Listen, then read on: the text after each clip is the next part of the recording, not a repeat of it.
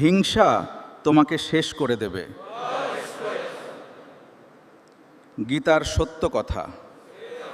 অন্যের সাফল্য দেখে যদি তোমার ভেতর জ্বলে ওঠে, তাহলে সাবধান, তুমি নিজেকেই শেষ করছো। ভগবদ্গীতায় শ্রীকৃষ্ণ বলেছেন, কাম, ক্রোধ, লোভ এই তিনটি নরকের দরজা, আর হিংসা এই তিনটারই মিশ্রণ। দুর্যোধনের সব ছিল, তবুও সে সুখী ছিল না। কেন? কারণ সে পাণ্ডবদের দেখে হিংসা করত। সেই হিংসাই তাকে ধ্বংস করে দিল। হিংসা করলে তুমি এগোতে পারবে না, শুধু নিজের শান্তি হারাবে। মনে রাখো, অন্যের সাফল্যে জ্বলে ওঠো না, সেখান থেকে শিখে ওঠো। অন্যের সাফল্যে জ্বলে উঠছো? তাহলে শুনে রাখো, সে এগোচ্ছে আর তুমি নিজের আগুনেই পুড়ছো। হিংসা করে কেউ বড় হয় না, শুধু ভেতর থেকে শেষ হয়ে যায়। আজ সিদ্ধান্ত নাও, হিংসা নয়, নিজের উন্নতি।